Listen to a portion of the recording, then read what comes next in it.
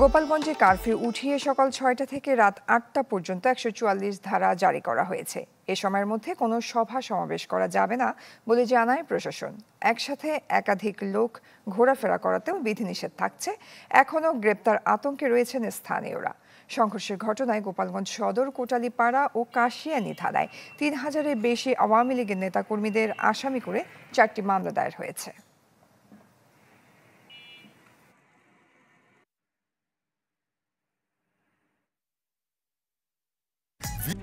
RICL TMX, যুগের পর যুগ স্থাপনা থাকে মজবুত।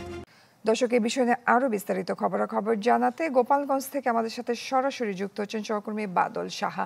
বাদল, ১৪৪ ধারা জারি হয়েছে গোপালগঞ্জে, আইন শৃঙ্খলা পরিস্থিতি কেমন দেখছেন? জয়ী, গতকাল যে কারফিউ জারি করা হয়েছিল আজ সকাল ৬টা পর্যন্ত, সেটি কিন্তু শেষ হয়েছে। এরপর কিন্তু নতুন করে আর কারফিউর সময়সীমা বৃদ্ধি করা হয়নি। তবে আজ সকাল ৬টার পর থেকে এবং রাত ৮টা পর্যন্ত কিন্তু ১৪৪ ধারা জারি রয়েছে। এই ১৪৪ ধারা জারিকালীন সময়ে কিন্তু কোথাও সভা সমাবেশ বা জনসভা উপর বিধিনিষেধ রয়েছে। সেই সাথে একের অধিক যাতে কেউ চলাফেরা না করে সেই বিষয়ে কিন্তু বিধিনিষেধ রয়েছে।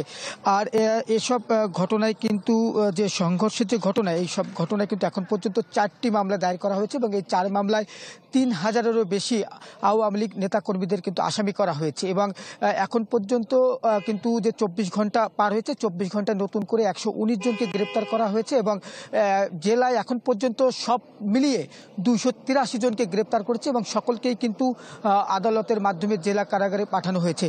আমি আসলে রয়েছি এখন ঠিক শহরে, গোপালগঞ্জ শহরে। এই শহরের মানুষ কিন্তু এখন ঘর থেকে আসলে বাইরে বের হচ্ছেন, কারণ এই কারফিউ থাকাকালীন সময়ে কিন্তু মানুষের যে আতঙ্ক ছিল সেটিও কিন্তু আসলে একটু কাটতে শুরু করেছে। মানুষ ঘর থেকে বাইরে বেরোচ্ছেন এবং তাদের যে প্রয়োজনীয় যে জিনিসপত্র সেটি কিন্তু তারা কেনাকাটা করছেন বা প্রয়োজনীয় কাজ থাকলে তারা কিন্তু সেটি সেরে নিচ্ছেন। আর জেলার যে সার্বিক আইন শৃঙ্খলা পরিস্থিতি স্বাভাবিক রাখতে আইন শৃঙ্খলা বাহিনী যারা রয়েছেন তারা কিন্তু বিভিন্ন স্থানে তারা টহল দিচ্ছেন। বিশেষ করে র্যাব, পুলিশ, সেনা সদস্য এবং নৌবাহিনীর সদস্যরা কিন্তু এই আইন শৃঙ্খলা পরিস্থিতি ঠিক রাখতে তারা কাজ করছেন। আরেকটি বিষয় হচ্ছে যে এই যারা যে ১৪৪ ধারা জারি করা হয়েছে, এই ৪৪ ধারায় যেসব পাবলিক বিশ্ববিদ্যালয় বা সরকারি যে কলেজ সমূহ রয়েছে, এসব কলেজ সমূহে যে পরীক্ষা রয়েছে এসব পরীক্ষা কিন্তু এই ১৪৪ ধারার আওতামুক্ত থাকবেন বলে আমাদেরকে কিন্তু জানিয়েছে স্থানীয় প্রশাসন।